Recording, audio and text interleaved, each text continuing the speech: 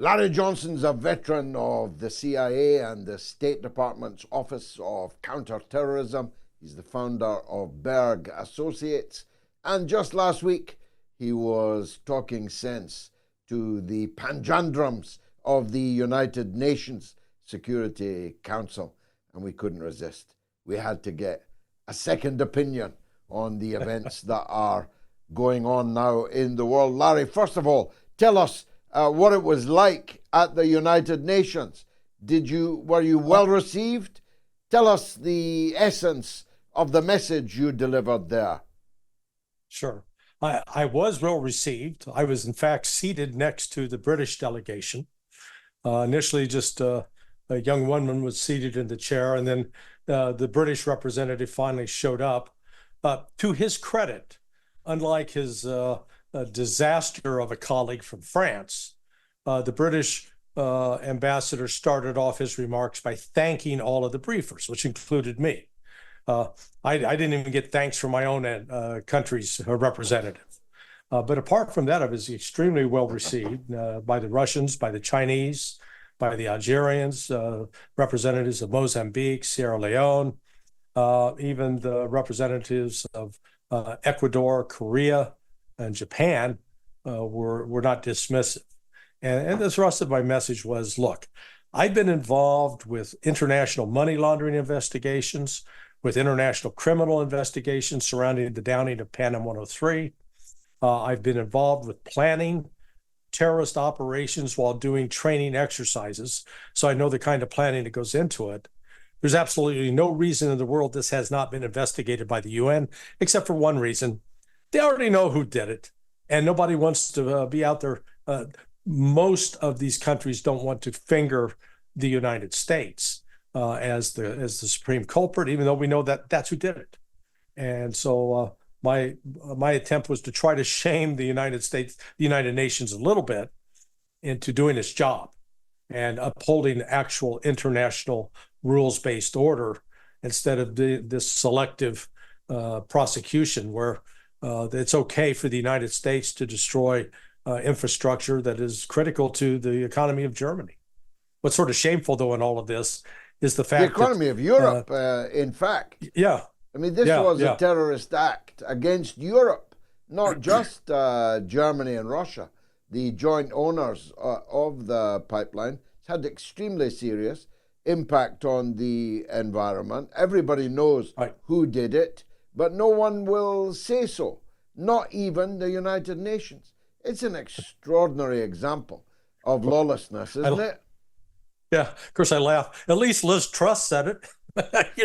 She sent off a text message, and Sikorsky, the former foreign minister of Poland, he sent off a tweet. Oh, way to go, United States! So they clearly knew who did it.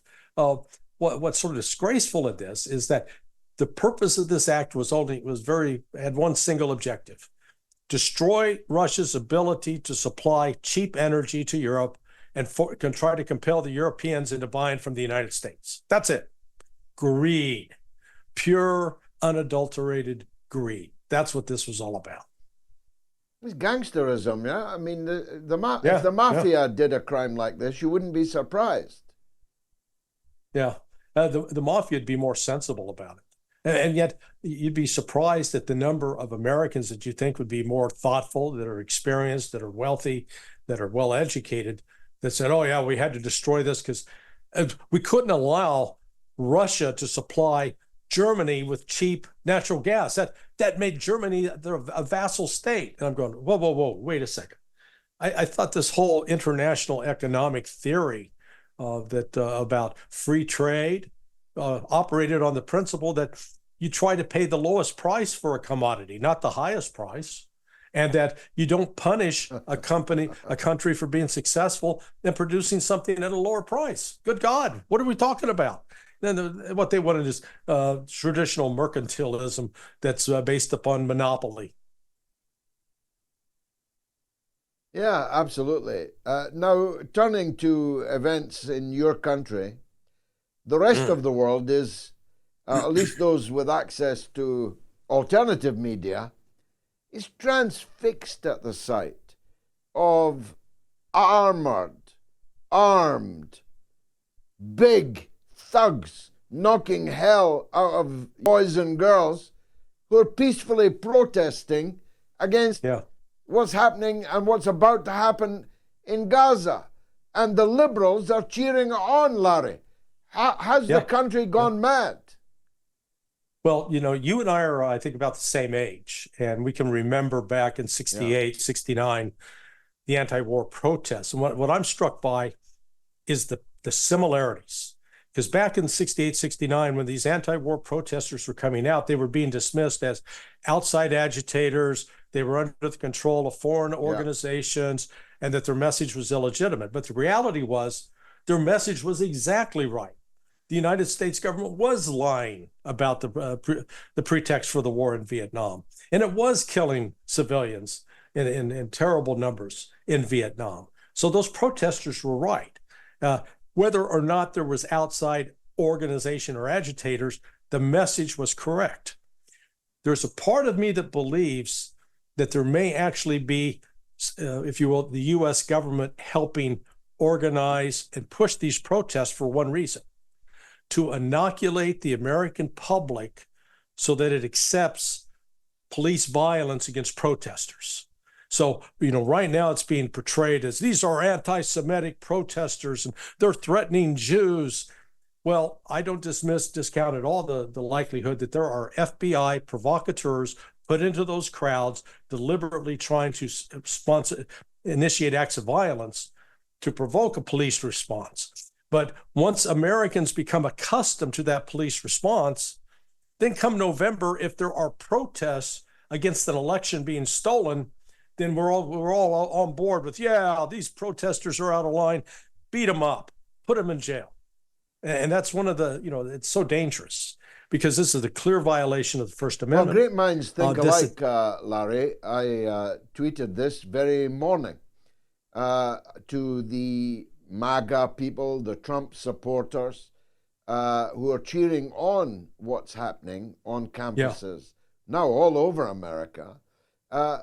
This is what's in store for you when they either kill or jail or rob your hero of the presidency of the United States. Why can't you see that? Yeah, no, because it's all emotion. If you recall, think back how old you were when you saw the movie Exodus with Paul Newman, Lauren Bacall. That introduced a meme into the American and I think the world conscience about Israel is the small David versus this vicious Arabic Goliath, this Muslim Goliath. And that's been the theme that has perpetuated for the last 60 years. And what we're seeing right now, particularly since October 7th, is that meme is being flipped completely. That all of a sudden, it's not Israel that's David, it's Israel that's the Goliath.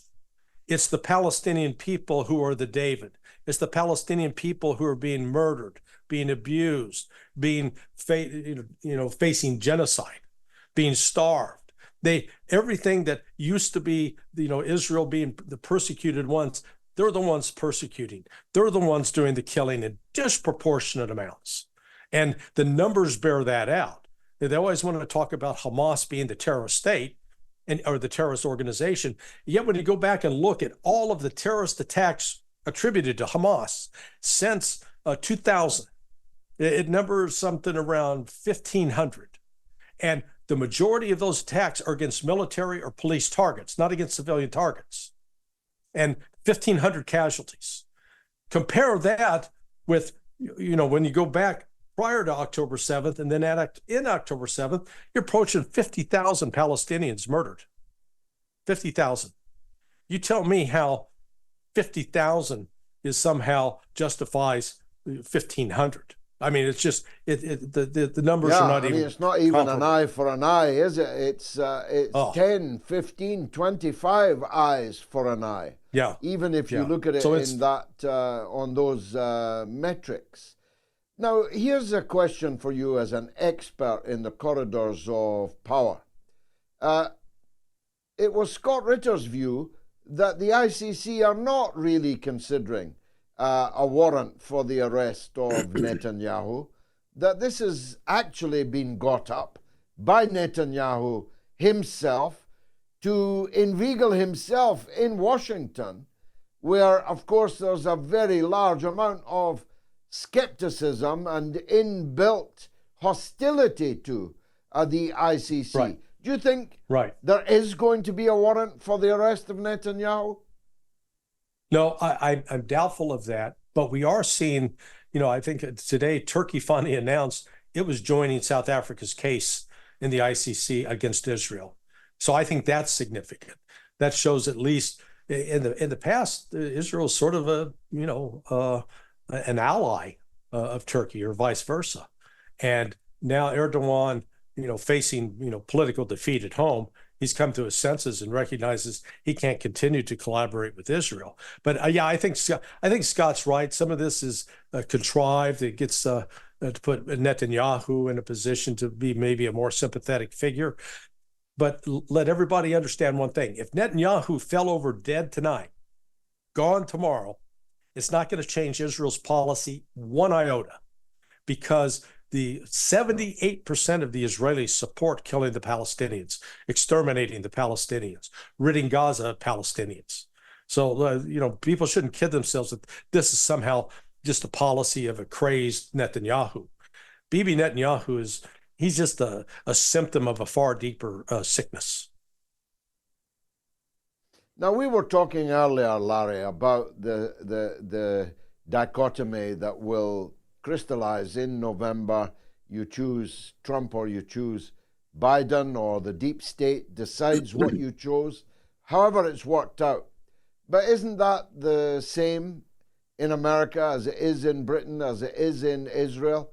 That both parties actually stand for exactly the same things. It's like two cheeks of the same ass, tightly clenched together, inseparable. Yeah. We need some Americanized versions of George Galloway over here. I congratulate you on your triumph in your election, trouncing both the Tories and Labor. And unfortunately, we don't have that kind of movement yet in the United States. Both parties, you correctly note, they're corrupt. And even if Trump wins, I don't think it's going to bring about a shift in the policy towards Israel. It will bring about a shift in the policy towards Ukraine. That's a step in the right direction. Yeah. And it will bring about a change with respect to China. So from that standpoint alone, I think Trump will at least be able to walk America back from the precipice of nuclear disaster. But the number of Americans. I agree with that. I agree with that, and for that reason, and that reason alone, Larry, I'm hoping that Trump prevails, because it will at least mean that the danger of a nuclear confrontation over Ukraine will swiftly end. In fact, I expect that Trump will go through the whole Ukraine portfolio like a dose of salts, because the corruption of the Biden crime family in Ukraine, if exposed, could finish the Democrats as a political force. So how's that going? Is it looking more likely than not that Trump will win? And will the deep state let him win? The deep state's going to do everything in its power to thwart him. That is true. But at least Trump now recognizes, and his campaign team now recognizes, that the Democrats are likely to cheat. They were extremely naive in 2020. They never imagined that the Democrats would cheat on the scale.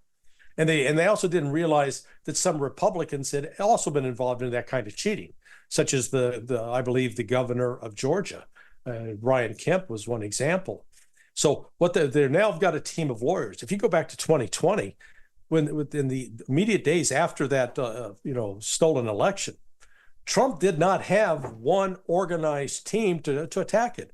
It was spread out among 3 or 4 different groups. Sidney Powell was doing her thing, Rudy Giuliani doing his thing. It was ridiculous. It was not organized. So they've addressed that. They've now got lawyers lined up, ready to go, already 6 to 8 months out. That's the first step. The second step is groups like the Heritage Foundation have taken on the task of getting a government organized, ready to go. So that, because when Trump ran in 2016, the guy who became famous on television for, hey, you're fired, he was terrible at hiring people, hired some of the very wrong people you could. And so the Heritage Foundation is moving in to try to correct that, to have some qualified people that would support, let's call it the American First agenda, where America tries to take care of its own social needs and problems here at home before we go out and try to lecture the world on how to fix itself. Amen. Let's hope that comes to pass. Any word on a running mate yet, Larry? No, he's kept that a secret. I don't think it's going to be anybody who's currently a member of Congress or Senate, simply because they need every one of those bodies in for the numbers come November. I think it'll be probably a governor, somebody from outside. Tulsi Gabbard, the former Democrat member of the House of Representatives, but something of an independent. She's been mentioned. I think she would be an attractive choice. But apart from that, no word. Larry Johnson, as always, no wonder you dazzled the UN Security Council. They were lucky to have you, as are we here on the Mother of All Talk Shows. Thanks for joining us again this evening.